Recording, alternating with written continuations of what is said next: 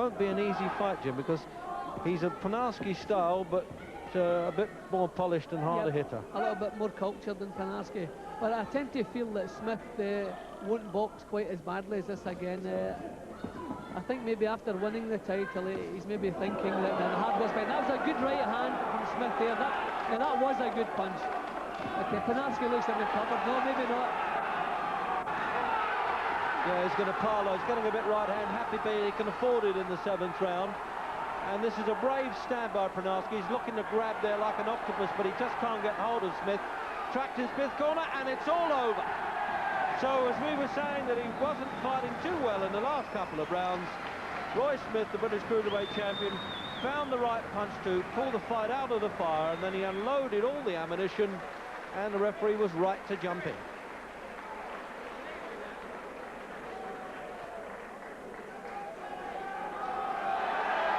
So a very happy man indeed, isn't he? 25, a couple of kids at home, and all those rope burns on his back, none of which they feel at this stage of the fight. They're too euphoric, if you like, to feel any kind of pain at this stage, and everybody gets a friendly handshake. Jim, have a look at the finish. Well, that's the first time that Smith has had a chance to dominate and get right on top of Panarski. And full credit to him, he took that chance. That was a good right hand. Panarski up and his eyes looked clear enough as though he recovered from the punch. Obviously, he hadn't done. An excellent punch and a good finish from Smith. And this is the end now, Jim, as he starts to pin Panarski in Smith's own corner, actually. Not that makes any difference, all the same when you're getting hit. The referee standing quite close to them now, and Panarski doing his best to try and find a way out there, a bit of a lifesaver, but he just can't find the life raft as he's just about to start to slowly sink, really. And quite rightly, there it is, the referee goes in. Roy, after a very bright start, you seem to allow yourself to be smothered by Panarski until that punch came. That's right, he's a very powerful opponent, as you can see. And he got over me a few times, messing me about. And unfortunately, I was a bit disappointed. I did allow him sort of muck me about a bit. I'd like to have been a bit more clinical. Were you a bit anxious early on that you were new champion and you want to impress the new British champion? Well, here I am in front of my hometown. We're fantastic people. And I was a shade bit. I want to do so well, but I was sort of on the border going over the top, you know what I mean? I wanted to do well, so I'm quite pleased with the outcome. Well, there's been quite a lot of activity behind the scenes here at Nottingham, trying to match Roy Smith for the first defence of his British Cruiserweight title against TJ from London. The penciled date at the moment is May the 12th from Alfreton. If it happens, then we'll be able to bring it to you directly that night on Fight Night. Meanwhile, we need to take a short break, but we've got two more cracking contests for you from this entertaining bill, so stay with us.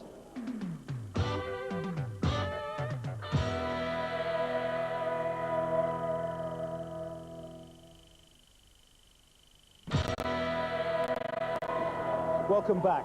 Well, we've just seen a current British champion in Roy Smith and possibly a future champion in Tony Wilson.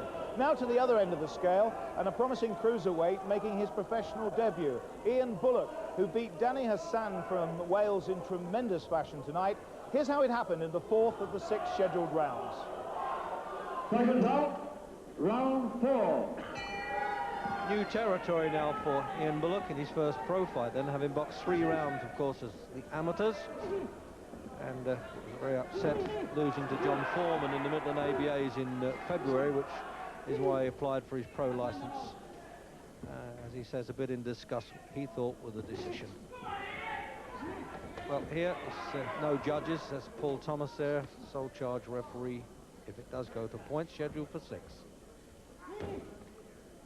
But Hassan now definitely picked up a bit.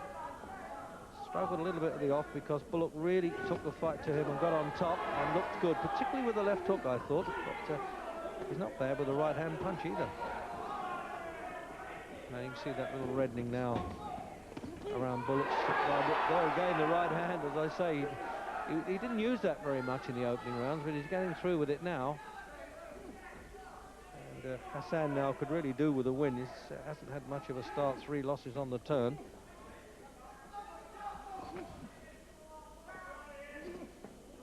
He's looking better this round now, Bullock, again, isn't he, Jim? He's got it back together again. Hassan looked a little bit weary at the end of the 3rd round. He put in a fair bit of work, and I don't think he has a condition, and you can see the fight turning away from him now. Bullock has that little bit more drive, determination, and he's certainly a bit stronger. No, it's a very handy pro start this for Bullock. I know that Hassan hasn't got a much of a winning record. In fact, he's still struggling to win one, and his legs are really walking stiffly as he backed off there. He couldn't control it. I think referee Paul Thomas is primed to go in, and now's the chance. And it's all over. With 13 seconds left in the fourth round then. He just simply collapsed under the momentum of those punches by this man, Ian Bullock from Bolsover.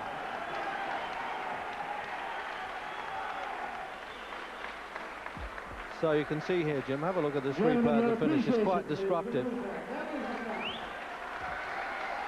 Yeah, well, the fight just turned away from Hassan at the end up, and it was all Bullock. A nice little finish. The referee could maybe have moved in a little bit quicker, but a good finish from Bullock. Ian Bullock, another of the promising new names that we keep introducing to you on Fight Night. We're now to two hard-punching welterweights. Again, it's the best of 6-round scheduled fight. Jimmy Thornton from Sheffield against Kelvin Mortimer from Wales. For round one.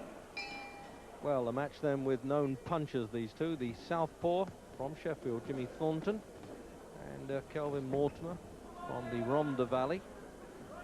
Only a pound between them. 10-5 Thornton. He's got a pound advantage. So I said it looks like they're going to start fast as well.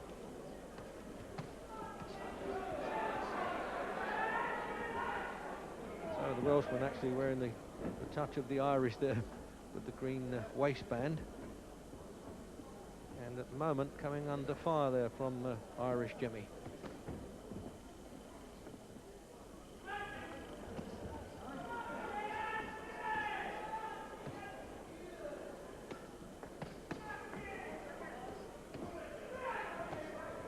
It's quite a comeback again for Thornton. He hasn't fought since May '85.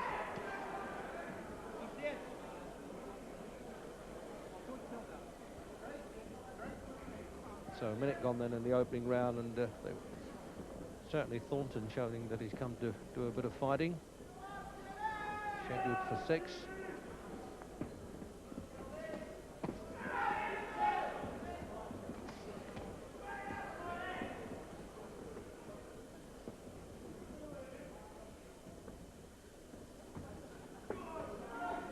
Able to spot that bit of scribbling on Mortimer's trunks there. It looks as though the tattoo artist has dropped his needle down there to get KM.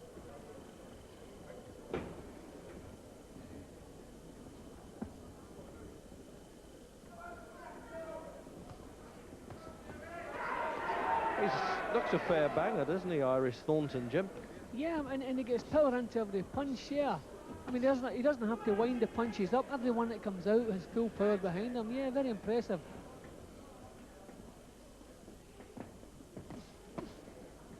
See every punch. Having said that, Mortimer seems to have a fair bit of punching power himself. I don't think there's any way this one's going to go the distance.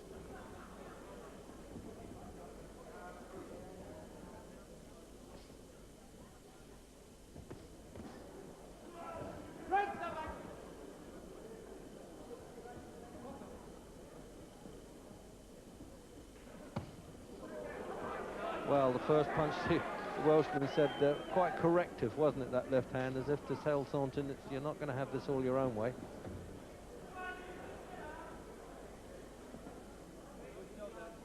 They're both kind of well-built, sawn-off welterweights, Jim, really, aren't they? They're between the light welter there's and another welter. one. Both of Mortimer's left hooks have landed high. They've badly shaken Thornton.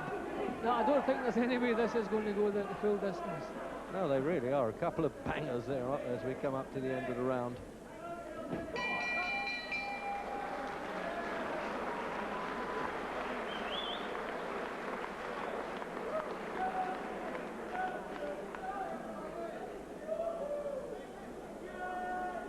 There's Jimmy Thornton's fight record there.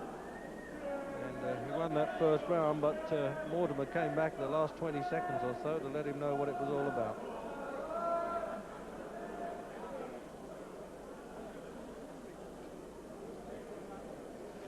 There's the Welshman Mortimer and his record. And as you can see there, 4 of 5 wins then have been in the knockouts. second, Ronnie Rush from the Welsh stable, Di Gardner. Seconds up, round 2. Into the second round, a very hard punching welterweight scrap then, between Jimmy Thornton of Sheffield, Kelvin Mortimer from the Rhondda Valley.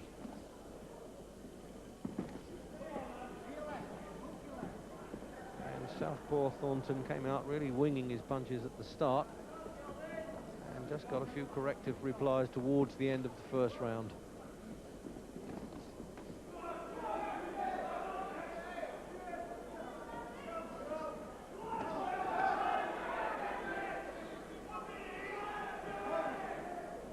Get an idea really of the weight division. This is the weight that our own Lloyd Hannigan is world champion.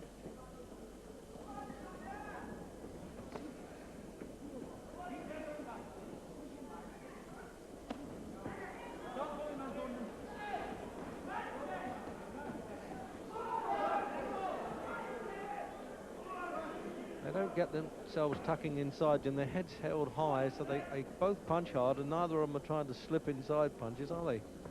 Yeah, and I think that's the main reason we're not expecting it to last too long.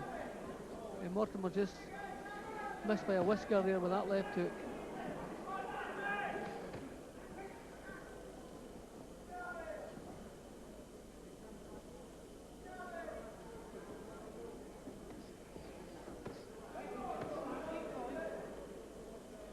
See, Mortimer gets his hands up and takes some of the force of the punch on his gloves, but Thornton doesn't do the same. He's been caught cleanly a couple of times, and that might just make the difference, because a couple of times Thornton's been rocked.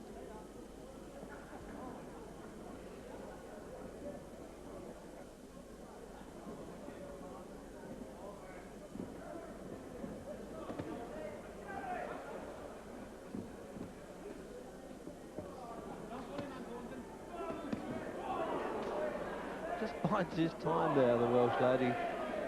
He waits for Thornton to come in and throw a few punches, and then just lets him have a little crash away, and then he replies. Oh, nice side slip there. We're just talking about not slipping, and he did it well there, Mortimer. And he's got to keep on doing it too, because this fella's going to keep nailing him. Right, stand back. Right away, come on.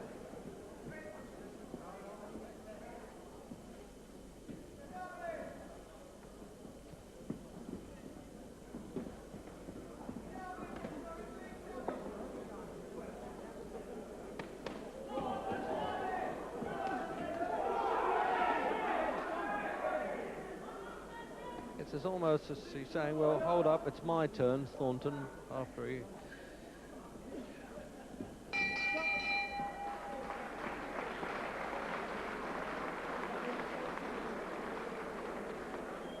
Forward, push him back, 2 punches, not one stop.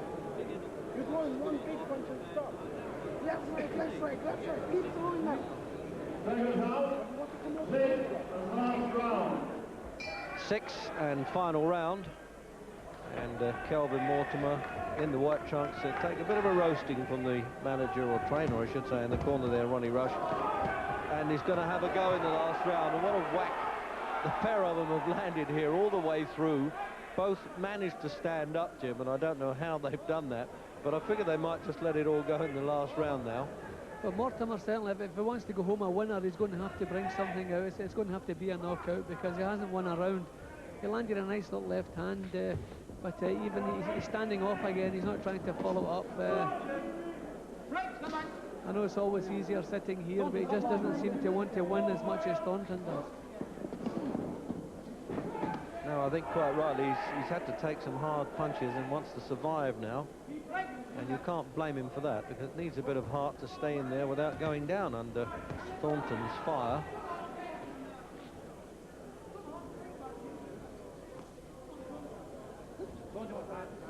So 2 minutes to go.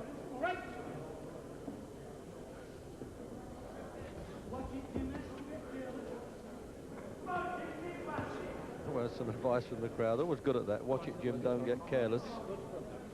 It's a bit late in the fight to tell him that, really.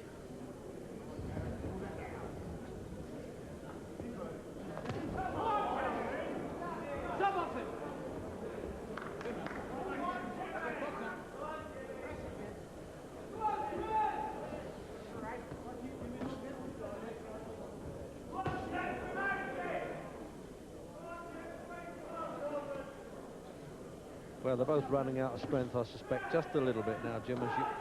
It's been a hard battle. Yeah, it's been a tremendous pace all the way through, particularly from Thornton. He's put out a lot of work in every round. Obviously, he's feeling the pace a little bit now. But he just wants to keep pushing Mortimer back. Doesn't want to allow him to come forward now. He doesn't want to hit a disaster now, obviously. So he just keeps pushing Mortimer back. Just keep the punches coming. Keep himself out of danger.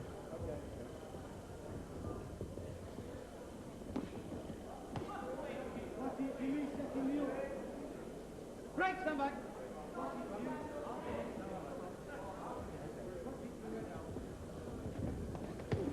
Well, trying his luck there, the Welshman, with the countdown half-minute clock there.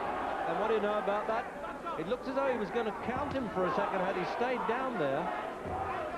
Well, Thornton's legs just give a little tremble there. I think he was shaking. That was another punch that caught him high, the same as a couple of early punches that troubled him. But he shouldn't be backing off. He's going to have to go in and meet Mortimer, push him back, stay up close, because Mortimer needs punching room. It won't hurt him if he stays close. Too late for a knockout, Jim. We're coming up to the bell. There it is. And there it is, an automatic decision, but only just at the last half minute there for Jimmy Thornton from Sheffield. And deserved the hugs from the cornermen there. It was a very hard battle indeed. Well, that wraps up the boxing from Nottingham. It's been a cracking bill, and we expect the same this time next week when we bring you Fight Night from Oldham and Najib Daho making the first defence of his British super featherweight title. He's up against Les Walsh, and it promises to be some defence. Well, Tony Wilson could well be on the way to his title. Certainly he has a crack against Tom Collins after a sensational first-round stoppage tonight. From us, good night.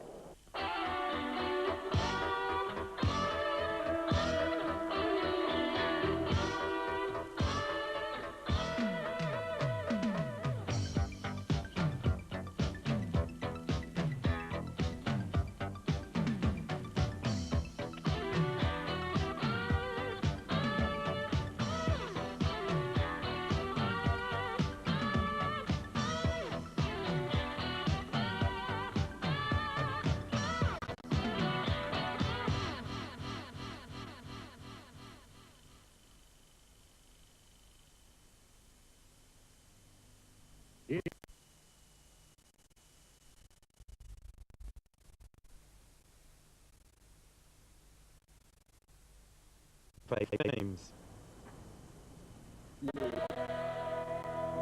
Welcome back. Wally Swift was a famous British champion in the 60s. These days he's based at